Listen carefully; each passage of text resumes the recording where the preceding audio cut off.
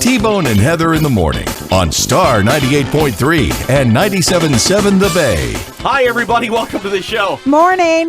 Oh, hey, look, it's Friday. That's the best thing ever. Well, maybe second only to this. Here's Johnny.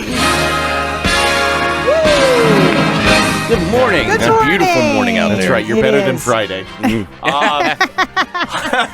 Well, so welcome, my friend, and let's talk movies because that's what we do on Fridays. What's going on? What's happening? What's the new big thing? Absolutely. There's a beautiful throwback that came out, Okay. and Oh. also a very weird movie that it's kind of out there, but I think people will like. So we have Death of a Unicorn. We'll start with. Oh. Okay. It's Paul Rudd, and Jenna Ortega, and the premise, just to get you prepared for this. Well, you is had me at Paul Rudd. Right, exactly, right. And if that doesn't get you Jenna Ortega, it does. A father and daughter are driving to the father's weekend work retreat. Okay. With where his billionaire boss is. Sure. And on the way there, they hit a unicorn. Yes, as will happen. As happens, they're all over the place. And that alone is enough to be like, because it's presented as a regular world, and then it gets into this whole thing of the billionaire boss trying to take advantage of the unicorn for its magical medicinal powers. Sure. I don't know where it came from that all unicorns have magical medicinal properties, but Common knowledge, John. yeah, I mean, it seems to be a Everybody core knows part that, of the lore John. now. Yeah. But it's an out there kind of fun, kind of dark, kind of all over the place movie, but really, I haven't seen a lot about it being, previewed or commercials about it at all. well, and that's so And we've that talked makes about me stuff like that nervous. before, Yeah. but I cut cable years ago at this point, so like it's weird not seeing commercials all the time Yeah. like I used to. So one of the side effects is I don't know really how marketing is affecting the Right. market because I'm not seeing Sure. it. It doesn't seem like I'm talking like I know, I don't know, but it seems like if you, in the past, and I'm going to say like in the 90s, whatever, 2000s, you make a movie, all right? Movie costs whatever it costs, $50 million to make, $70 million to make, and then you spend almost that much promoting the movie. Right. Yeah, It doesn't like seem the rule of thumb. Yeah, is it doesn't seem like that other half of the equation is there anymore. Well, I've always thought that it didn't need to be, number one, because you have YouTube. I mean, you have Now. social media. Yeah, now you do. But I guess this shows the point of YouTube and social media is that commercials get to everybody. They're not targeted. Yeah. So you're missing entire swaths of the population. Right, Right. I've heard so many people in the last week talking about Alto Nights, which Yeah. nobody heard about. It's a Robert De Niro gangster movie where he's playing two of the biggest gangsters And of all he time. plays like both characters. Yeah, and Right. nobody heard of it. Now, granted, he's older and he hasn't been on Sure. a great Still run De Niro, lately, but he's though. still Robert De Niro playing Vito Genovese and Right. Whitey Bulger, basically. So, it's weird because that used to be a really good barometer. Like, if they weren't advertising, Right. you didn't see it. But, I think that's the only thing De Niro hasn't done is a unicorn movie. yeah. Yeah, right. Well, I So- think the thing is Death of a Unicorn, it's for certain parts of Okay. the population. If what I just laid out sounds interesting to you, You'll like it's one it. of those kind of movies Now, see, you're going to like it. That to me, I think I would probably go watch. Yeah. It seems weird enough for me to be interested in it. Right. Exactly. Yeah, Okay. and then think about, Paul Rudd and Jenna Ortega with a dead unicorn fighting off the rich industrialist Yeah, trying to take sure. it, Sure. Yeah. I'm in. exploit it. Yeah. Yeah, I'm in. It sounds like a good time, and it is. I had fun with it personally. I try to do reviews for movies like this a bit more objectively because my personal taste can be a little out there sometimes. But I don't know anybody just walking in off the street on a Friday night is going to be like, oh, this is my thing. But Okay. if you're fans of Paul Rudd and Jenna Ortega, or if that premise sounds particularly interesting to you, Okay. then yeah, it's going to be for you. What else do we have coming The Working Man. Or Okay. A Working Man, A excuse Working me. Man. Jason Statham, which Okay. Jason Statham comes out I'm with, in. with What is it showing? you What- and you and Angela seem to Yeah. have similar tastes. Yeah. Jason Statham A seems to little come out sick with of that guy. 64 movies a year. Right. 63 of which are fine. They're action movies. It's hard to The have a bad action beekeeper. movie. I'm going to Yeah. blow up this building with honey. With Yeah. honey, right. and he's really leaning into it. But this really, his build up towards exactly what you're doing, like the one liners from the 80s and stuff like that. Yeah. This is like the amount the Mount Fuji of that. Like he's crested the butte. Okay. And A Working Man is like the perfect throwback to 80s, cheesy 80s action movies. Okay. Where he's like, I'm just a regular working man. And I'm going to work on you. Right. And right.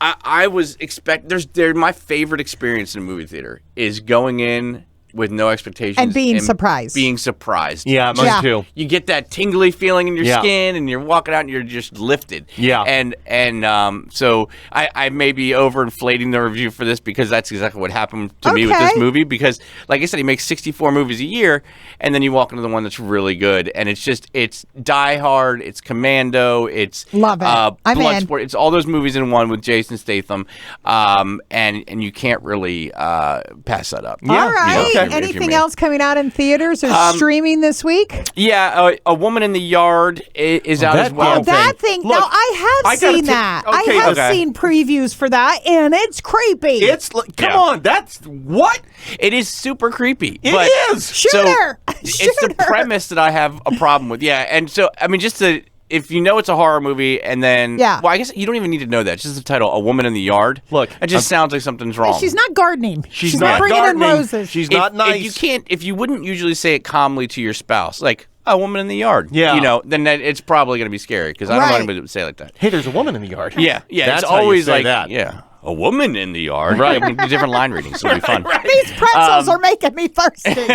The Human Torch was denied a bank loan today. No, but my problem with movies like this is the premise is so depressing. I mean, Oh, is it? it starts. Yeah. It's a woman who. She loses her husband in a car accident. She's Yeah. recouping. She's trying to raise her two 14-year-old boys Oh, together. come on. She Yeah. needs somebody to walk in and save her, and what she gets is a ghost that wants to mess with them. Oh, You know, no. That's something that is weird about some films, and they come along occasionally, not often, and thankfully not often, but sometimes a movie is just one emotional note, and it just yeah. keeps hitting a boom, boom, boom. You know, nobody wants to eat a meal that's one flavor palette, Right. Right, All you the way want to through. run the gamut. I do like vanilla, Well, sure, Yeah, that's that's good. but it's I better don't- with caramel and hot fudge. Sure. I don't understand why directors, writers, the whole process doesn't go, hey, do we need something here? Yeah. A ray of sunshine, or There's something. They Yeah. all look at that and go, we need something. Yeah, because I mean, you have two options with movies like this. Basically, is like you have a happy family that turns tragic, or you have a tragic family that turns tragicer. Yeah, And the latter is just it's so depressing. Yeah. That being said, like you guys mentioned, it is super creepy. yeah, It creepy. is. If you like, And- and you like the creep, John. Yeah, I do, and this is it's admittedly it's kind of a run of the mill, family emblazoned by evil forces Sure, type sure. movie, Right. but yeah, creepy it definitely is, but Okay. don't look for your ray of sunshine. It's not gonna happen. Put it. But really, I mean, if you haven't, your focus should be on Disney Plus with Daredevil Born Again, whether you're a comic fan or not. Yeah, I watched the first couple of episodes of that. It's very good. Yeah, I will say that. And can I just say this? Yeah. Do we need to have this debate? Because I'm ready to have it. I like Vincent D'Onofrio. I like him. I like him a lot. I liked him when he was Thor and the babysitter. Don't tell me yeah. the babysitter's dead. And Who I doesn't like him. Vincent D'Onofrio? Why don't you look across the board? I at can't the- He's weird. I He's- can't stand that he's- guy. I liked him in Criminal Intent. I've liked him in everything he's done. In And every Criminal Intent, I almost lost it because his quirks were a little over turning his head to the side. Yeah, and, yeah. and Come on, I love him. And the one he always has some kind of quirk, and in every performance, well, no, he has like 50 quirks. In every performance, he picks one to pull out. Like in Daredevil, it's the way he speaks. Yes. Everything comes Yes. out long. Right. Like, But and- how and different? But it's a thank little goodness rough, but- something different. An actor who is, he's different, and I think that's why I like.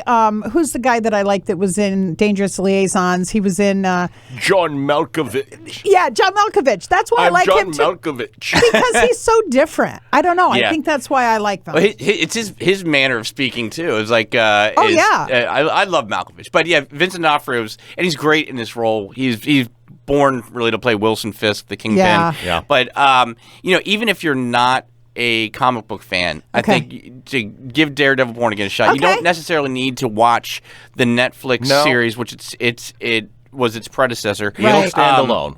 And the only really negative thing I would say is that the fights are few and far between so far, but we're really getting into it. And when those John fights wants happen, more violence. Yeah, and it when needs to those be. fights happen, it is glorious. It is Excelsior. All right. All right, so there you go. You can get Thanks, creeped John. out by the chick in the yard, or what was the first one? Kill we a talked- unicorn. Kill a- Kill a, yeah. there's your, You can be I a think- working man. Right. I think I'm going to watch the unicorn. She's I'll going go to watch to the Statham. Yes. watch the I'll working watch man. it. Right? Yes.